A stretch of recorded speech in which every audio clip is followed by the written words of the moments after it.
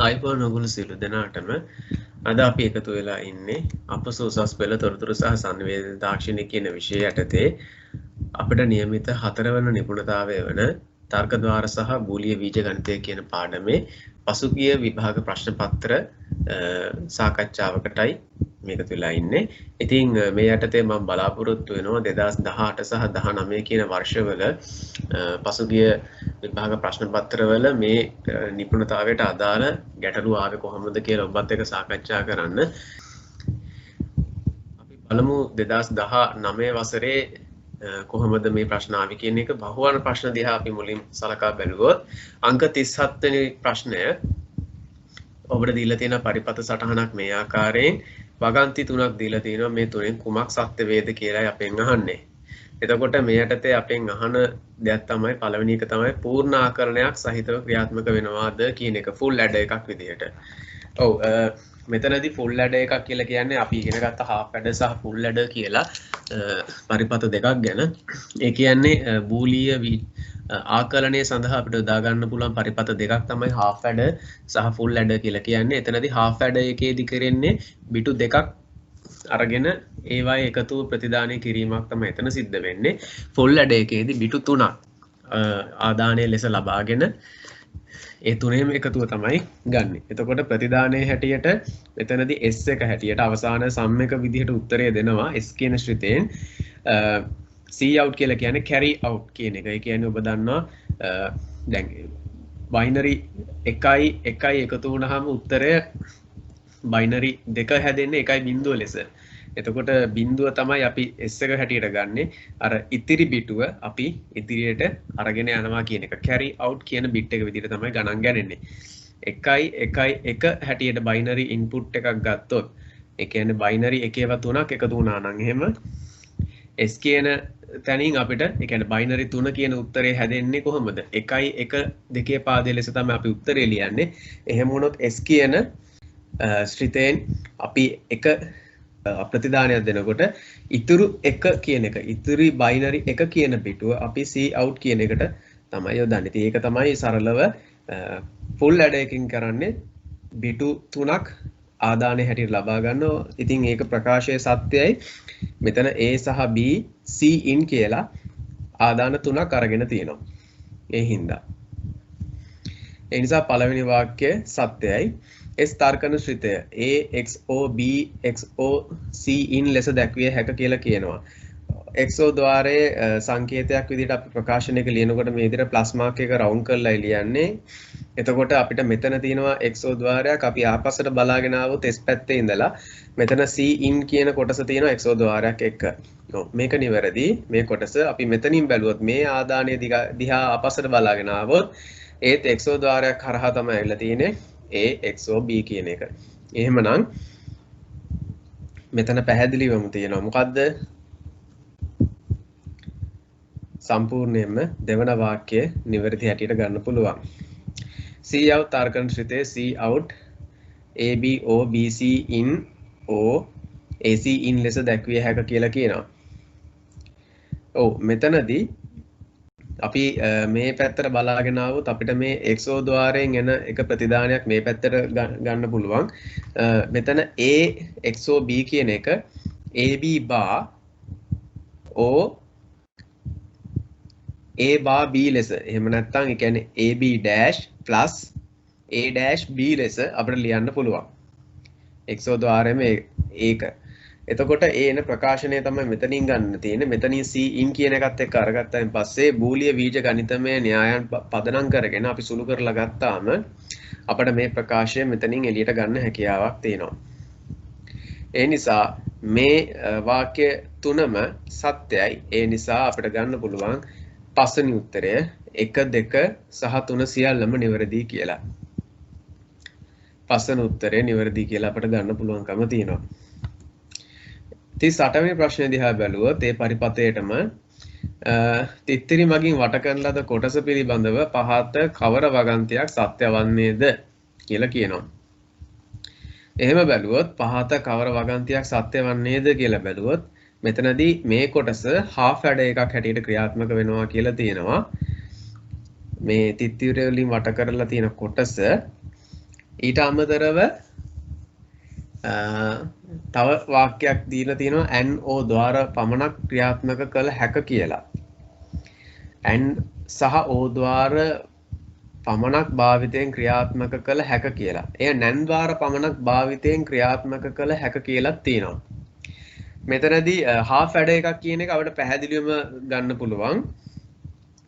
half adder එකක් හැටියට මේක ගන්න පුළුවන්. ඒ කියන්නේ inputs දෙකක් විදියට ඔබට පේනවා මේ එකම පරිපථය තමයි මේ කඩිරි වලින් වට කරලා තියෙන්නේ. half adder එකේදී inputs දෙකයි ගන්න. ඒතකොට දැන් මෙතන වුණත් in කියන එක input එකක්, මෙතනින් එන input එකක් තව එකක් විදියට ගන්න. ඒ නිසා ඒක අපිට ගන්න පුළුවන් පැහැදිලිව inputs දෙකක් විදියට. මේක නිවැරදි. පළමු වාක්‍යය නිවැරදි. ඉතින් මෙතනදී මෙහෙම දෙයක් තියෙනවා. මේ අවුරුද්දේ සාමාන්‍යයෙන් නිවැරදි පිළිතුර ලෙස අපි සලකන්නේ පළමු උත්තරය. නමුත් අංක 4ටත් සලකුණු කරා නම් ඒ වසරේදී නිවැරදි පිළිතුරක් හැටියට ලකුණු ලබා දීමක් තිබුණා. ඒකට හේතුව අපිට පුළුවන් nan ద్వාර මගිනුත් මේ කොටස නිර්මාණය කරලා ගන්න පුළුවන්කම තියෙනවා. දෙවන වාක්‍යය නම් කොහෙත්ම නිවැරදි වන්නේ නැහැ. ඒක නිසා තාර්කික පිළිතුර හැටියට නම් අංක 1 තමයි අපිට ගන්න පුළුවන්කම තියෙන්නේ. නමුත් අංක 1 සහ 3 පමණි කියන උත්තරයත් ගත්තා නම් ඒකටත් ලකුණක් පිරිනමනපු අවස්ථාවක් තිබුණා. ඒ නිසා මේ උත්තර දෙකෙන් ඕනම එකක් නිවැරදි. 1 හෝ 4. නමුත් වඩාත්ම තාර්කිකව බැලුවොත් 1 කියන උත්තරේ නිවැරදි. 39 වෙනි ප්‍රශ්නය. පහත දැක්වෙන කාණු සිතියම දිහා බලන්න. මෙම කාණු සිතියමේ වෙන් කරන ලද දක්වන ඛණ්ඩ දෙකට අනුරූප නිවැරදි තර්කන ප්‍රකාශ පහත දැක්වෙන කවරක්ද? දැන් හොඳට බලන්න මේ කාණු සිතියමේ අපි ලකුණු කරලා තියෙන්නේ බිඳුව වෙන අවස්ථාවල්. බිඳුව වෙන අවස්ථාවල් ලකුණු කරා නම් අපි තේරුම් ගන්න ඕන දෙයක් තමයි අපිට එකතුන්ගේ ගුණිතයක් හැටියටද ගුණිතවල එකතුවක් හැටියටද මේක උත්තරේ එන්නේ. sum of product the product of sum ද මෙතන උත්තරේ එන්නේ. එකතුන්ගේ ගුණිතයක් හැටියට තමයි මේ උත්තරය එන්නේ. බිඳුව වෙන අවස්ථාවල්. එතකොට එකතුන්ගේ උත්තරයක් එනකොට අපි හැමතිස්සෙම අවධානය යොමු කරන්න ඕනේ. දැන් මෙතන උත්තර පහ දිහා බැලුවොත් එකතුන්ගේ ගුණිතමයට උදාහරණ තියෙන්නේ 3 සහ 4 පමණයි. අංක 3 සහ 4 පමණයි. එතකොට අංක 3 සහ 4 දිහා බැලුවාම මේ තියෙන தත්ත්වය දිහා බලද්දී මම ඔබට මතක් කරන්න කැමතියි නැවත වතාවක්. දැන් මෙහෙම අවස්ථාවක් අපි ලකුණු කරාම ඔබ දන්නවා මේ අක්ෂ දෙකට අරන් තියෙන A සහ B දෙවෙනි මේ විචල්‍ය විදිහට B පළවෙනි විචල්‍ය A මේ පැත්තට C අරන් තියෙන්නේ. එතකොට අපි සාමාන්‍යයෙන් හිතන්නේ මෙතන A B තියෙන අවස්ථාව. මෙතන බැලුවොත් A B බා කියලා අපි මේක හිතන්නේ නේද? නමුත් ඔන්න පටලව ගන්න එපා. බිඳුව ලකුණු කරලා තියෙන අවස්ථාවන් වලදී හැමතිස්සෙම එක තියෙන අගයන් වලට ඒ විචල්‍යයේ not එකක් විදිහට තමයි අපි ගන්නෙ. ඒ කියන්නේ උදාහරණයක් ඇටියට දැන් මෙන්න මෙතන ගත්තොත් ඔබ දන්නවා මේ ඛණ්ඩේ පොදුම මේ වෙනස් වෙලා නැති විචල්‍යයන් දෙක තමයි AB. හැබැයි මෙතන එකේව දෙකක් විදිහට මේ අවස්ථාව තියෙන්නේ. හැබැයි දරුවනේ අපි මේක අරන් තියෙන්නේ බිඳුව වෙන අවස්ථාව. එහෙමනම් product of sum කියන අවස්ථාව. ඒ කියන්නේ එකතුන්ගේ ගුණිතයක් ගන්නකොට මෙතන A bar B bar මේ විචාල දෙක අපි ගණන් ගන්න එහෙමයි. A bar B bar. හරිද? අපි බැරි වෙලාවත් මෙතන එක තියෙන අවස්ථා ලකුණු කරා නම් අර මේ දකින්න විදිහට එක තියෙනවා නම් A බිඳුව තියෙනවා නම් එකේ bar එක දාලා අපිට not එක විදිහට ගන්න පුළුවන්කම තියුණා. මෙතන තියෙන බිඳුව වෙන අවස්ථාව නිසා A bar B bar. හරිද? ඒක එකක්. එතකොට දැන් අපි අරගන්නේ මෙතන මේ උත්තරේ අපිට ව්‍යුත්පන්න වෙන්නේ product of sum එකක් විදිහට. එහෙමනම් A bar plus B bar. ඔන්න එකක් අපි හොයාගත්තා. A bar plus B bar. මෙතන බලන්න. මෙතන පොදුවේ තියෙන එකක් තමයි C කියන එක. C කියන එක බිඳුව වෙන අවස්ථාව වෙනකොට මේ අපි මෙතනදී ගන්නේ product of sum එකක් නිසා c හැටියටයි. නැතුව c bar නෙමෙයි. c හැටියටයි අපි මේක ගන්නෙ. එහෙමනම් c ඊළඟට මෙතන බලන්න වෙනස් වෙලා නැත්තේ මොකද්ද? a කියන විචල්්‍යය. a කියන විචල්්‍ය අවස්ථා දෙකම බිඳුවයි. ඒ නිසා අපි ගන්න දරුවනේ a bar නෙමෙයි. මෙතන බිඳුවනේ අපි ලකුණු කරලා තින්නේ. a bar නෙමෙයි a. ඒකේ විරුද්ධ පැත්ත අපි ගන්නෙ.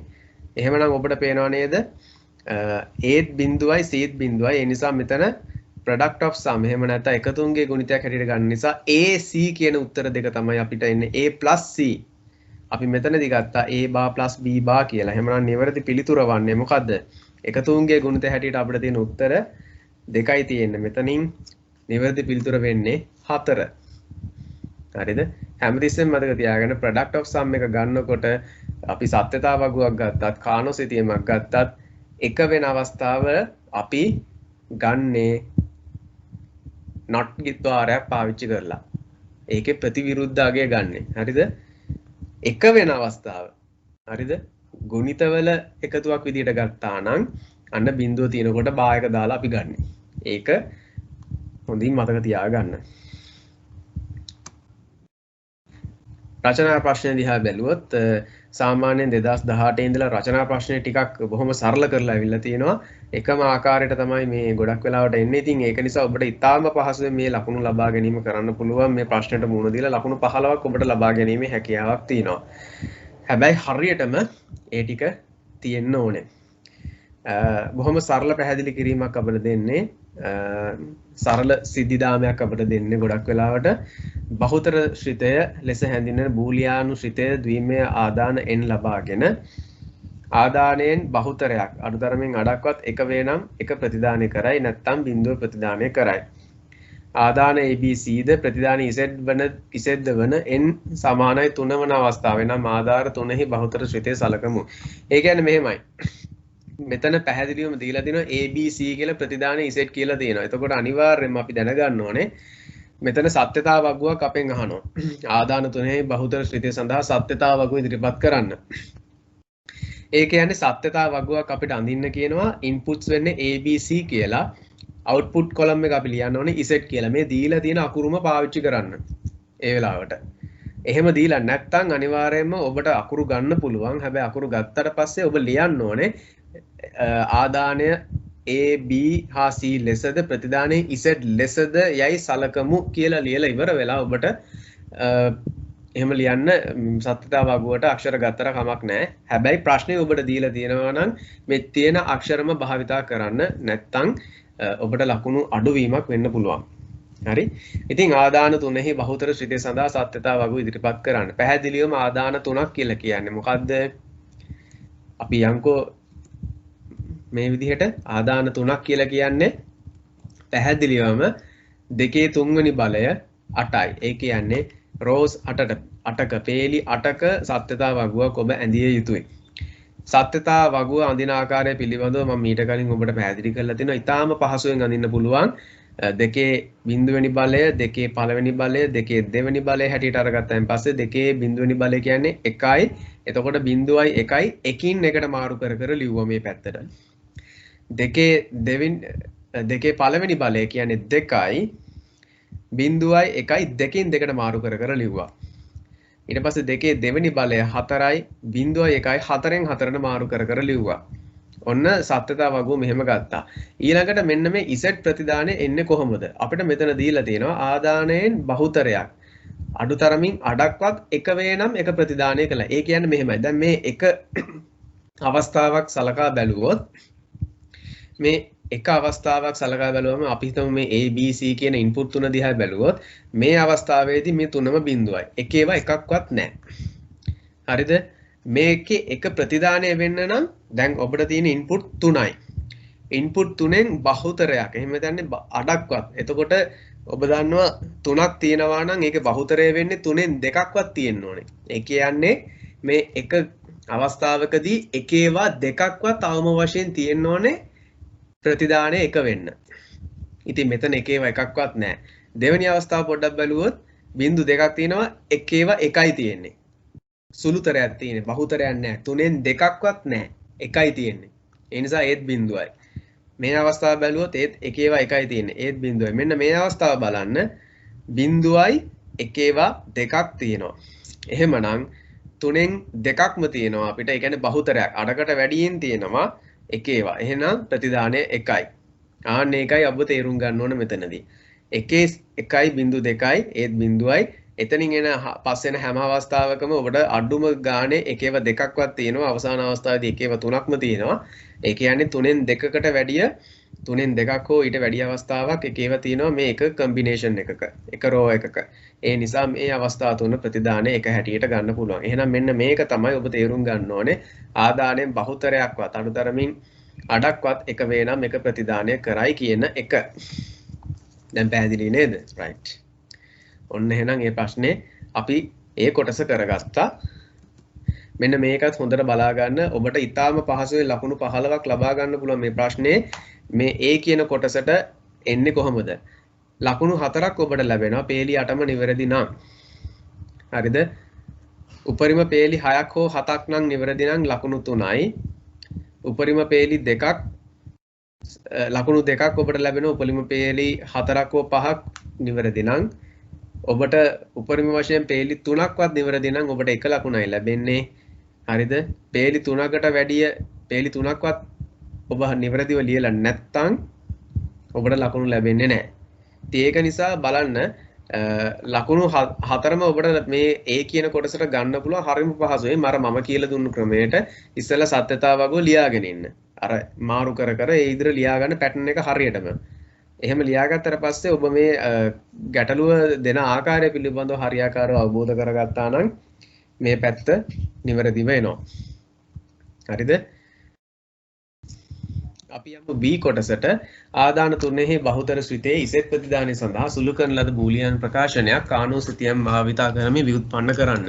දැන් අපි සත්‍යතාව වගුවක් මෙහෙම ගත්තයින් පස්සේ අපි කානෝ සිතියම ඇඳගත්තොත්. දැන් මම මේ සත්‍යතාව වගුවම නැවත මෙතනින් මම පෙන්නන්නේ.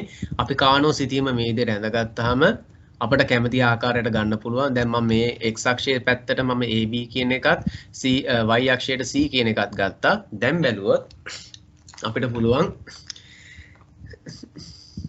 එක ප්‍රතිදානය වෙන අවස්ථාවල් අපි ගත්තොත් මේ තියෙන්නේ පළවෙනි අවස්ථාව. ඒ කියන්නේ A බිඳුවයි BC එක වෙන අවස්ථාව. Bත් එකයි Cත් එකයි. ඔන්න එකක්. ඊළඟට මේ අවස්ථාව A එකයි හරිද? B බිඳුවයි Cත් එකයි. ඔන්න මේ අවස්ථාව. ඊළඟ එක AB දෙකම සත්‍ය වෙනවා මේ කොලම් එකට එන්නේ. හැබැයි C බිඳුවයි ඒ කියන්නේ මෙන්න මේ අවස්ථාව. අවසාන එක ABC තුනම අගේ එක වෙන අවස්ථාව. හරි? අපි එකේ ලකුණු වලින් මෙතන එකනේ ලකුණු කරන්නේ. එක වෙන අවස්ථාවල් ලකුණු කරන නිසා මෙතන බිඳුව වෙන අවස්ථාව කෙලින්ම භායක හැටියට තමයි අපි සලකන්නේ. හරි? ඒ කියන්නේ අපි මේකේ උත්තරය ගන්න මොකක් හැටියටද? sum of product හැටියට. එහෙම නැත්නම් ගුණිතවල එකතුවක් හැටියට තමයි අපි මේකේ උත්තරය ගන්නෙ. හරි? අර ඉස්සෙල්ලා මම සාකච්ඡා කළේ ඒකේ අනිත් පැත්ත එකතුන්ගේ ගුණිතයක් හැටියට. එතකොට අපි ප්‍රතිදානයේ බිඳුව වෙන අවස්ථාවල් තමයි ඒ සැලකුවේ. ඒ නිසා ඔන්න පටලව ගන්න එපා. හරියට තේරුම් ගන්න මේක. දැන් මෙතන අපි කානෝ සිතීමක් අරගෙන මේක ලකුණු කරගත්තා. දැන් අපි කාණ්ඩ ලකුණු කරගන්න ඕනේ. පොදුවේ අපිට එකක් ගන්න පුළුවන් මෙහෙම.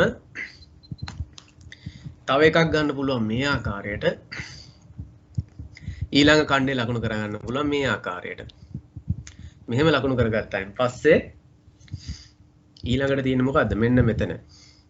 පොදුවේ මෙන්න මේ ප්‍රකාශය ගන්න පුළුවන්. Z සමානයි කියලා අපිට ප්‍රතිදානෙ දීලා තියෙනවනේ Z කියලා. එතකොට අපි බලමු මේ කොටස මෙතනදී මේ සිරස්ව තියෙන කොටසේ බැලුවොත් AB කියන විචල්‍යයන් දෙක වෙනස් වෙලා නැහැ. ඒ නිසා අපිට ඒක ගන්න පුළුවන්. ඊළඟට BC කියන විචල්‍ය දිහා බැලුවොත් මෙන්න මේ අවස්ථාවේදී මේ අවස්ථාව බැලුවොත් ඔබට මොකද වෙනස් වෙන්නලා නැත්තේ? B කියන එක වෙනස් වෙලා නැහැ. C කියන එක වෙනස් වෙලත් නැහැ. මේක එකක්. ඊළඟට මේ අවස්ථාව දිහා බැලුවොත් අපේ වෙනස් වෙලා නැත්තේ මොකද්ද? මෙන්න මේ අවස්ථාවේදී A කියන එක වෙනස් වෙලා නැහැ. C කියන එක වෙනස් වෙලා නැහැ. ඒ නිසා AC. එහෙනම් AB BC AC. ඒක තමයි නිවැරදි පිළිතුර. AB BC AC. හරිද? ඔන්න සුළු කරන ලද බූලියන් ප්‍රකාශනය කානෝසිතියම් භාවිතයෙන් ව්‍යුත්පන්න කරන්න කියලා තියෙනවා. ඉතින් මෙහෙමයි කානෝසිතියමක් භාවිතා කරලා ලියන්න කියලා කිව්වයින් පස්සේ අපිට බූලිය ප්‍රකාශන භාවිතා කරන්න බෑ. මේ බූලිය බීජගණිතමය නීති භාවිතා කරලා මේක සුළු කරලා ගන්න බෑ. එහෙම වුණොත් ඒක වැරදි. මේ බලන්න ලකුණු ලබා දෙන ආකාරය සිතියමේ නිවැරදි දත්ත හරියටම ඔබ එකේව ලකුණු කරා නම් හරි මේ එකේ ස්ථානය හරියට ඔබ හඳුනාගෙන ලකුණු කරා නම් එක ලකුණක් ඔබට ලැබෙනවා. නිවැරදි ලූප 3 හරිද ඛණ්ඩ 3 හරියට ලකුණු කරා නම් එතන එකකට එක ගානේ ලකුණු 3යි. සුළු කරපු අවසාන ප්‍රකාශනය සඳහා ලකුණු 2යි. හරිද? එතකොට දැන් මේ කොටසටම මේ B කියන කොටසට ලකුණු කීයක් ඔබට ලැබෙනවද? ඔබ හරියටම කරා නම් ලකුණු 6ක් හම්බ වෙනවා. ලකුණු 6ක් හම්බ වෙනවා. අර කලින් A කොටසේදී ඔබට ලකුණු 4ක් ලැබෙනවා. හරිද? ලකුණු 4යි ලකුණු 6යි. දැන් ඔබ මේ වෙනකොට ලකුණු 10ක් ලබාගෙන ඉවරයි. ඔන්න C ආදාන තුනෙහි බහුතර ශ්‍රිතය සඳහා නැන් ద్వාර පමණක් භාවිතා කරමින් තර්කන පරිපතයක් ගොඩනගන්න. ආදාන 3. දැන් මෙන්න මෙහෙම දෙයක් තියෙනවා. නැන් ద్వාර පමණක් භාවිතා කරන්න කිව්වම දැන් මේක හැම අවුරුද්දෙම වගේ දැන් දිගටම එන්න පටන් ගන්න තියෙන්නේ. හරි ඒ නිසා අපි තේරුම් ගන්න ඕනේ දැන් මේ නැන් ద్వාර පමණක් භාවිතා කරලා තමයි ඔබට සර්කිට් එක අඳින්න කියලා කියන්නේ. හරි එක නෝර් ద్వාර භාවිතා කරලා. දැන් ඔන්න ඕක අපි තේරුම් ගන්න ඕනේ මේක බලාපොරොත්තු වෙන්න ඕනේ ඉදිරියටත් අපේ ප්‍රශ්න පත්‍රවල එයි කියන එක. ඕක හරි ලේසි කරන්න. ඉස්සෙල්ලාම අපි දැන් අර ඉස්සෙල්ලා ව්‍යුත්පන්න කරගත ප්‍රකාශය තියෙනවානේ. බූලිය ප්‍රකාශනය අපි ගත්තානේ. මේක ලියාගත්තොත් මේ විදිහට මේක අනිවාර්යයෙන් කටු වැඩ ගොලේ නෙමෙයි මේක අපි ප්‍රශ්නේ ලියන්න ඕනේ මේ ස්ටෙප් එක. මේකටත් අපිට ලකුණක් ලැබෙනවා. ඊට ඉස්සෙල්ලා ඔබට ඕන නම් කටු වැඩ ගොලේ මේක කරන්න පුළුවන්. Z AB + BC AC මෙහෙම ලිව්වයින් පස්සේ මොකද්ද කරන්නේ? අපිට පුළුවන් මේකටම ඩබල් කම්ප්ලිමන්ට් ලෝ එක දාන්න. ද්විත්ව අනුපූරක නීතිය ඔන්න යොදන්න පුළුවන්. මතක් කරගන්න ද්විත්ව අනුපූරක නීතියෙන් කරන්නේ මොකද්ද? අර හරියට සංඛ්‍යාවක් දැන් ධන සංඛ්‍යාවක් මේ ඍණ කරලා නැවතත් ඍණෙන් ගුණ කළාම ඍණ අගයකින් ගුණ කළාම නැවත ධන වෙනවනේ. ඍණයි කැපිලා යනවා. ආන්නේ වගේ තමයි අපි එක භායකයක් දැම්මා. ඒ භායකට උඩින් තවත් භායකයක් දැම්මහම භායකට භායක කැපිලා යනවා. ආයි මේ උත්තරේම නෙන්නේ. ඉතින් ඒක අපි හදා ගන්න ඕන කමින්ම මෙතනට. අපි ඩබල් කම්ප්ලිමන්ට් ලෝ එකක් දාගත්තා. හරිද? මේක හදාගත්තයින් පස්සේ අපිට පුළුවන් ඩී මෝගන්ස් ලෝ එක ඇප්ලයි කළා. ද මෝගන් න්‍යාය ඇප්ලයි කරලා අපිට පුළුවන් නැන් ద్వාර බවට පරිවර්තනය කරගන්න. එතකොට කිසිම ගැටලුවක් නැහැ.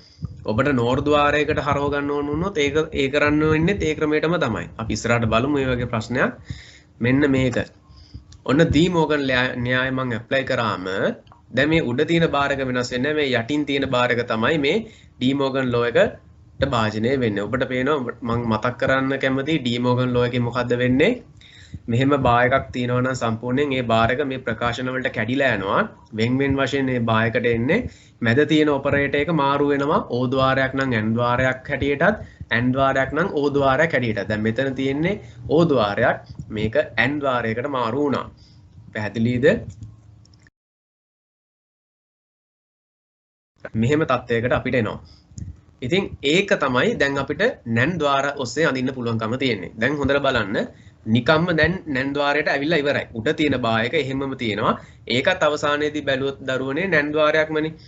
නේද? මෙතන මේ තියෙන්නේ ප්‍රධාන වශයෙන් මේ තිතෙන් තියෙන්නේ N ద్వාරයක්. එතකොට ඒකට උඩින් බායකක් යනවා කියන්නේ එතනම නැන් එකක් හැදිලා ඉවරයි.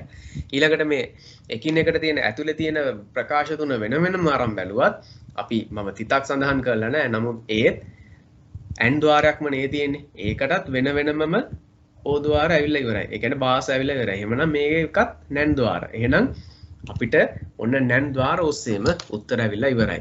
ඉතින් මම මේ යොදාගත්තේ මල්ටිමීඩියා ලොජික් කියන මුදුකාංගයෙන් මම මේ උත්තරේ ඇඳලා තියෙන්නේ. ඉතින් ඒක නිසා තමයි මට මේ ස්විචස් තුනක් අඳින්න දෙන්නේ. ඔබට එහෙම අඳින්න ඕනේ නැහැ.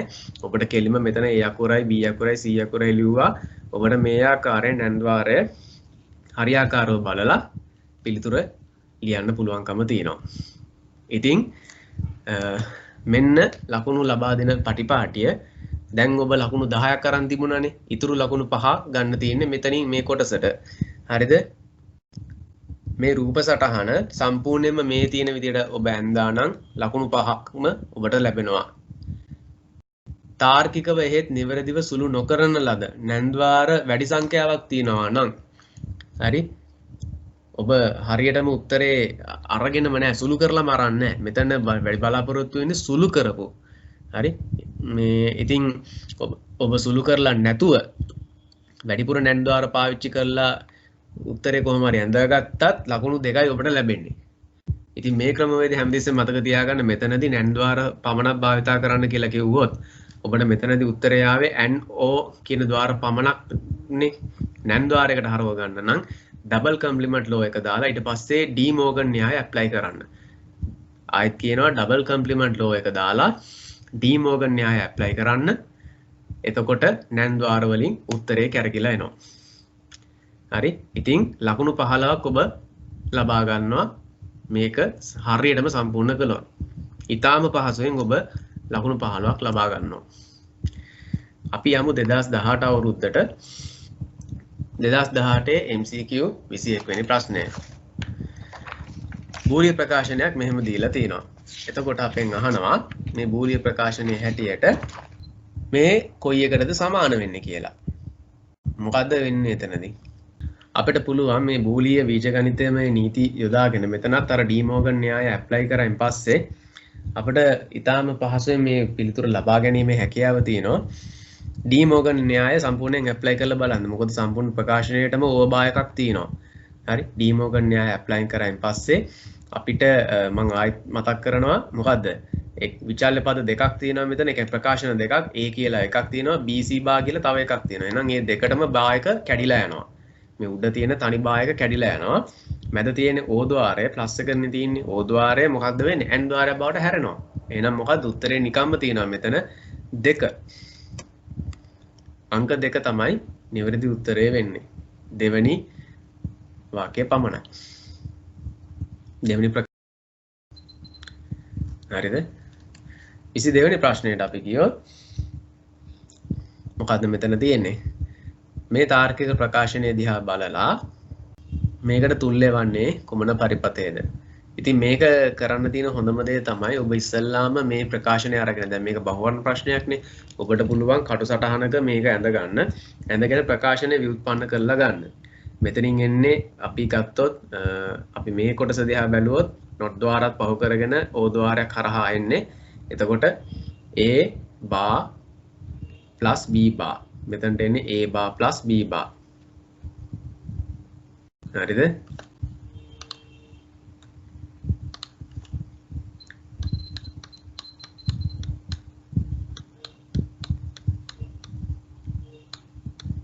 ඊට පස්සේ මෙතනින් එනවා A එකක්. ඒක නැන්ද්වාරයක් හරහා එන්නේ.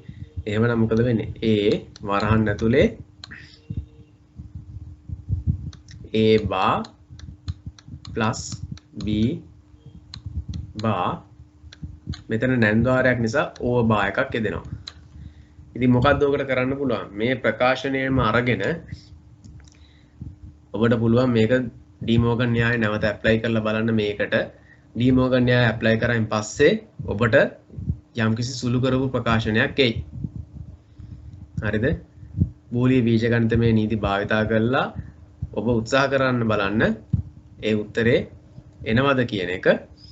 ඒ ලැබෙන උත්තරය අනුව අපිට එනවා පරිපතයක්. ඒ පරිපතය දෙවෙනි එක වෙන්න ඕන. හරි. ඔබ තනිවම උත්සාහ කරලා බලන්න මේ ප්‍රකාශනය අරගෙන ඩී මෝගන් න්‍යාය ඇප්ලයි කරලා කොහොමද එන්නේ කියන එක. හරි. ඒක එච්චර අමාරු දෙයක් නෙමෙයි. MCQ එකකට අපිට විනාඩි 2ක කාලයක් වැය කරන්න තියෙන්නේ. විනාඩි 2ක් ඇතුළත ඔබ බූලිය බීජගණිතයේ න්‍යායන් ටික හොඳින් ඔබ මතක තබාගෙන අවබෝධ කරගත්තා නම් මේ ප්‍රතිඵල මේ උත්තරේ ගන්න එක අමාරු දෙයක් නෙවෙයි. අපි බලුවොත් රචනා ප්‍රශ්නය මේ අවුරුද්දේ 2018 පළවෙනි ප්‍රශ්නය හැටියට තමයි අපිට දෙන්නේ. අපිට දීලා තියෙනවා මෙන්න මෙහෙම එකක්.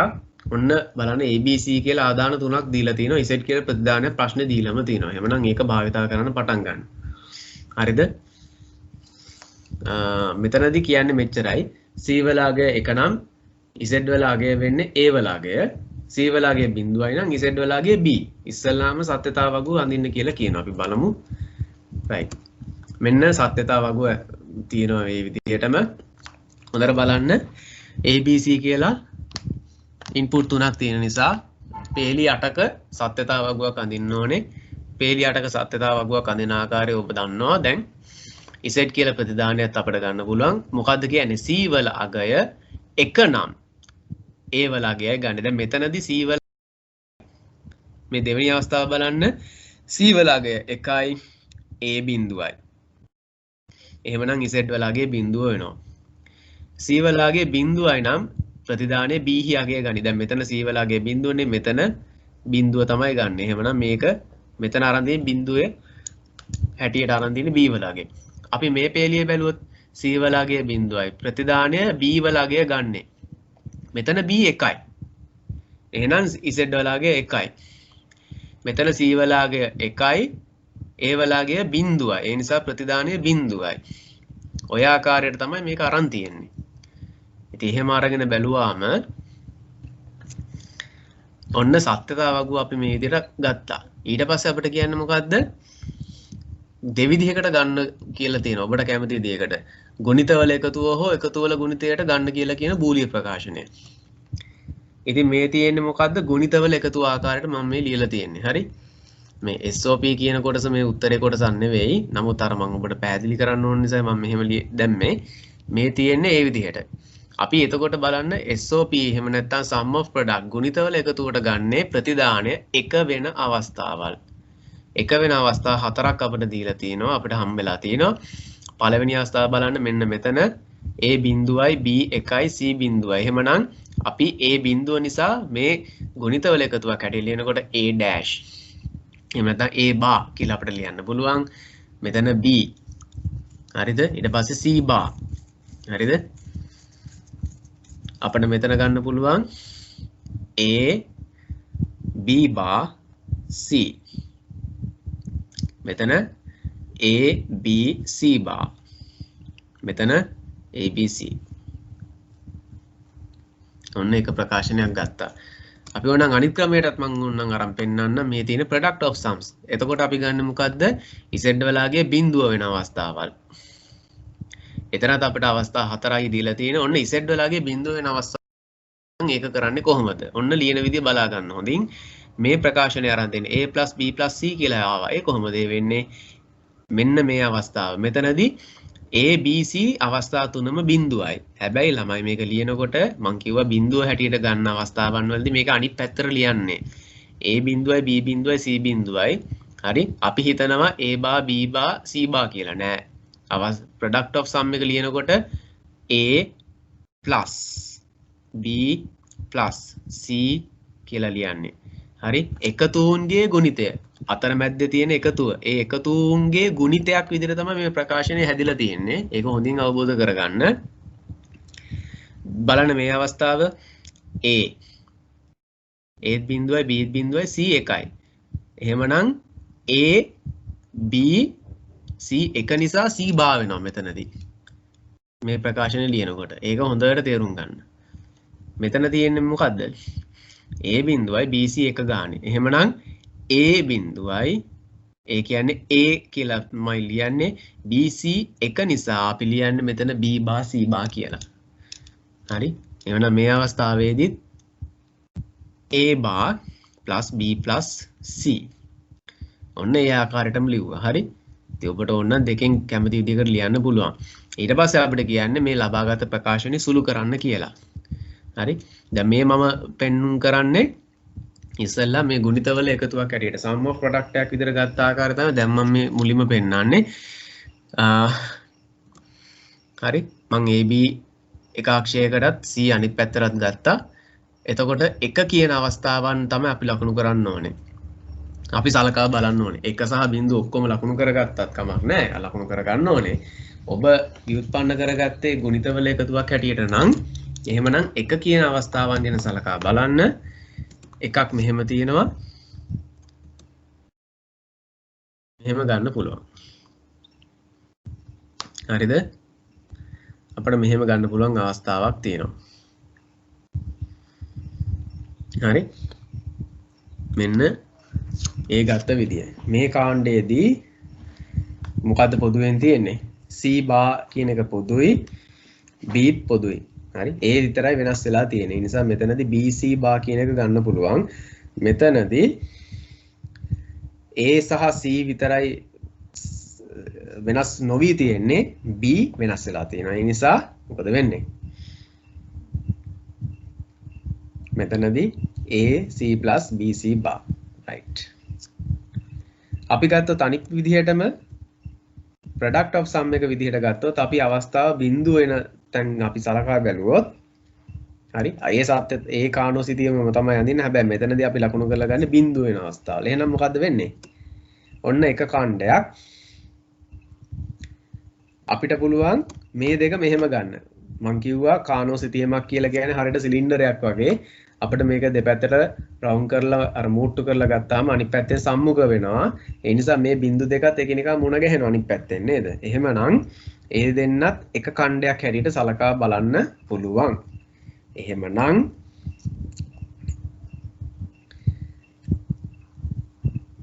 මොනවද වෙනස් වෙලා නැති විචල්්‍ය වෙන්නේ? ඔන්න බලන්න. දැන් මේක ගුණිතවල එකතුවක් හැටියට ලියන්නේ. sorry එකතුවල ගුණිතයක් හැටියට අපි ලියන්නේ. ඒ නිසා මෙතනදී අපි ගත්තොත් මෙන්න මේ ඛණ්ඩයේදී වෙනස් වෙලා නැත්තේ මොනවද? A බා කියන එක වෙනස් වෙලා නැහැ. C කියන එක වෙනස් වෙලා නැහැ. ඉතින් මේක එකතුන්ගේ ගුණිතයක් හැටියට ලියන නිසා A බා නෙමෙයි ලියන්නේ A plus C නෙමෙයි ලියන්නේ C බා. අනිත් පැත්ත. හරි? ගුණිතයක් හැටියට ලිව්වා. ආපහු මෙතනදී මොනවද වෙනස් වෙලා නැත්තේ? B බා තමයි වෙනස් වෙලා නැත්තේ. නමුත් අපි ලියන්නේ B. C බා වෙනස් වෙලා නැහැ. නමුත් අපි ලියන්නේ C. අනිත් පැත්ත. හරි? ඔන්න ක්‍රම දෙකටම මම කියලා දුන්නා ඒක කරන්නේ කොහොමද කියන එක. හරි ඊළඟට D කියලා කොටසක් අපිට තියෙනවා. මොකද්ද? මේ තියෙන ප්‍රකාශනයේ එක්කෝ ආදාන දෙකක් සහිත නැන්ද්වාර පමණක් භාවිතා කරලා එහෙම නැත්නම් නෝර් ద్వාර පමණක් භාවිතා කරලා.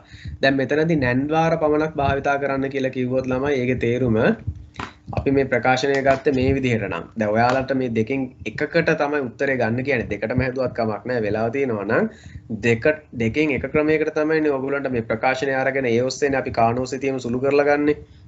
මෙතනදී නැන්ද්වාර ඔස්සේ ගන්නවා කියලා කියන්නේ මෙන්න මේ sum of product method එකට ලිව්වොත්. ඒ කියන්නේ ගුණිතවල එකතුවක් හැටියට ලිව්වොත් තමයි ඔයාලට මේක ගන්න කියලා කියන්නේ. හරිද? right. ගුණිතවල එකතුවක් හැටියට ලියන්න කියලා ලියා ගත්තා නම් ඕගොල්ලන්ට නැන්ද්වාර වලට තමයි හරව ගන්න තියෙන්නේ. එකතුවල ගුණිතයක් හැටියට ගත්තොත් ඕගොල්ලන්ට මේක නෝර් ద్వාර වලට හරවලා ගන්න පුළුවන්. එහෙම තමයි වෙන්නේ. ඒ කොහොම ගියත් එකම තියරියයි කරන්න තියෙන්නේ. මොකද්ද? ඩබල් කම්ප්ලිමන්ට් ලෝ එක දාන්න. දැන් මම මෙතනදී කොහොම ඩෑෂ් දෙකක් මම මේ දාගෙන තියෙන්නේ. ඩබල් කම්ප්ලිමන්ට් ලෝ එක පාවිච්චි කරන්න මේ ප්‍රකාශනයේටම වරහණක් දාලා උඩින් ඉරි දෙකක් අඳින්න. එහෙම නැත්නම් මේ වගේ ඩෑෂ් දෙකක් දාගන්න. ඊට පස්සේ ඩී මෝගන් න්‍යාය ඇප්ලයි කරන්න. ඉතින් එළියෙන් තියෙන මෙන්න මේ ඩෑෂ් එක වෙනස් වෙන්නේ නැහැ. එහෙම නැත්නම් මේ බා එක වෙනස් වෙන්නේ නැහැ. මේ ඇතුලෙන් තියෙන බා එක තමයි වෙනස් වෙන්නේ. හරිද? ඒ බා එක මෙහෙම ආවම එකිනෙකට බා එක වැටෙනවා. මැද තියෙන ඕපරේටර් එක ඒක AND බවට පත් වෙනවා. ඉතින් ප්‍රශ්නේ හරිනේ. ඒ කියන්නේ AC සම්පූර්ණ බා එකක් AND ద్వාරය B C බා සම්පූර්ණ බාර් එකක්.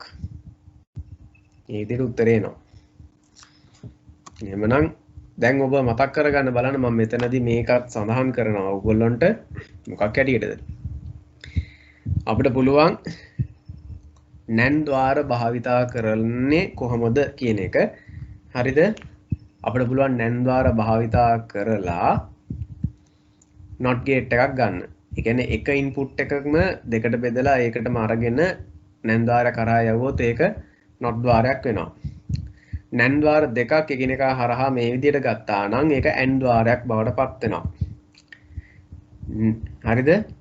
නැන් ద్వාර තුනක් පාවිච්චි කරලා අපිට පුළුවන් O ద్వාරයක් බවට පත් කරලා ගන්න. මේවා සර්වත්‍රික ద్వාර හැටියට අපිට ගන්න පුළුවන්. සර්වත්‍රික ద్వාර හැටියට තමයි අපි මේව සලකන්නේ. මේ සටහන් තුන හොඳින් බලා ගන්න, මේව මතක තබා ගන්න. මේක නිතරම ඕන වෙයි ඔබට විභාගයේදී.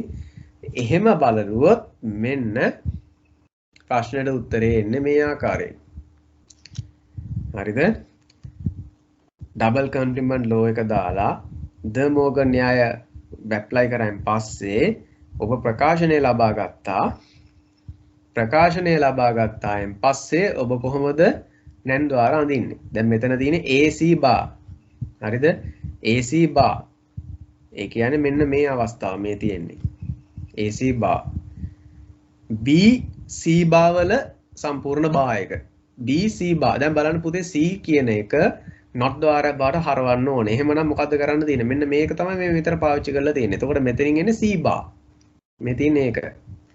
මෙතනට එන්නේ C bar. එතකොට B C bar වලට අපිට පුළුවන් මෙතන not ద్వාරය පාවිච්චි කරන්න. නැන් ద్వාරය. හරි? ඒක හරහා ගියාම අවසානයේදී එන්නේ උත්තරේ මොකද්ද? මෙන්න මෙතනින් එළියට එනවා. හරි? ඇත්තටම අපිට දැන් මම මේ O ద్వාරය මෙතන භාවිතා වෙන්නේ නැහැ. නමුත් ඔබට දැනගන්න සඳහා තමයි මම මේක මෙතනට ඇතුළත් කරේ. අපිට අවශ්‍ය වෙන්නේ ඇත්තටම මේකයි මෙන්න මේ දෙකයි පමණයි. හරිද? right.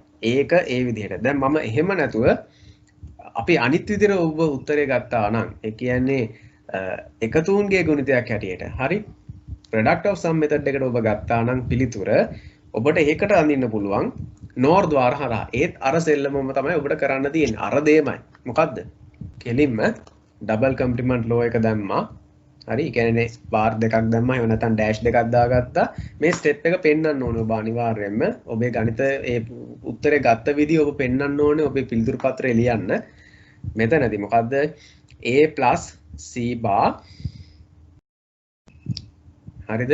ඒකට සම්පූර්ණ බා එකක් එනවා. ඒක එක කොටසක්. මැද තියෙන්නේ n ద్వාරයක් නේ. ඒක O ద్వාරයක් වුණා. B + C සම්පූර්ණ බා එකක්. ඊට පස්සේ සම්පූර්ණ ප්‍රකාශනයේටම බා එක උඩින් එහෙමම තියෙනවා. එහෙමනම් NOR ద్వාර බවට දැන් හැදිලා ඉවරයි. මෙන්න NOR ద్వාර. අර ඉස්සෙල්ලා NAND ద్వාර වලින්ම ඒ ගන්න ආකාරයම තමයි NOR ద్వාර වලට එන්නේත් එහෙමයි. NOT gate එක සමානයි. දෙකේම වෙනසක් වෙන්නේ නැහැ. හැබැයි ඔබ බලන්න ඉස්සෙල්ලා අර NAND පාවිච්චි කරලා AND gate එක ගත්ත විදිය. හරිද? ඒ කියන්නේ NAND එකයි AND එකයි. හරිද? එකම වර්ගයේ ගේට්ස් එනකොට ඒ කියන්නේ NAND එකයි AND එකයි ගත්තාම අර not එකේ වෙනස නිසා එකම වර්ගයේ ගේට් දෙකක් විදිහින් ඕක එන්නේ. ඒවා දෙකක් පාවිච්චි කළොත් තමයි ඒක එන්නේ. හරි? AND එකේ NOR එකට යනවා නම්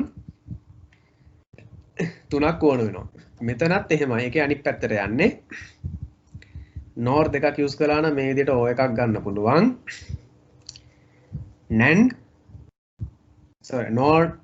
NOR තුනක් පාවිච්චි කළා නම් AND එකක් විදිහට තමයි යන්නේ. මේ ව්‍යුහය මතක තබා ගන්න. එතකොට උත්තරේ එන්නේ මෙන්න මේ විදිහට. එහෙම නේද? දැන් මෙතනදී A + C bar එක හදා ගන්න පුළුවන් අපිට NOR වලින් මේ විදිහට not එකක් බවට එනවා. මෙතනදී C bar වෙනවා. ඊට පස්සේ මෙතන A + C bar ඒක තමයි මෙතනින් එන්නේ. මෙතනින් එන්නේ මොකද්ද? B + C. අනිත් පැත්තට යනවා මෙතනින් එනවා එළියට NOR එක. හරිනේ? ඔන්න ඒකට එන උත්තරේ. එhmenan අපි අද දවසේදී මගේ මේ පාඩම මෙතනින් අවසන් කරනවා. ගොඩාක් ස්තුතියි මාත් එක්ක එකතු වුණාට. ඉතින් ඔබට කියන්න තියෙන්නේ ප්‍රධාන වශයෙන්ම මේ ඉතාමත් හොඳින් මේ බූලිය බීජගණිතයේ නීති සහ කානෝසිතියම් ඊළඟට මෙන්න මේ ආකාරයේ සර්වත්‍රික ద్వාර අපිට ලැබෙන ආකාරය පිළිබඳව ව්‍යුත්පන්න කරගන්න ආකාරය පිළිබඳව ඔබ හොඳින් අවබෝධ කරගන්න. එහෙම අවබෝධ කරගත්තායින් පස්සේ අපිට පුළුවන් ඉතාමත් පහසුවෙන් මේ ප්‍රශ්නයට මුහුණ දීලා ලකුණු 15ක් අපිට ලබා ගන්න පුළුවන්.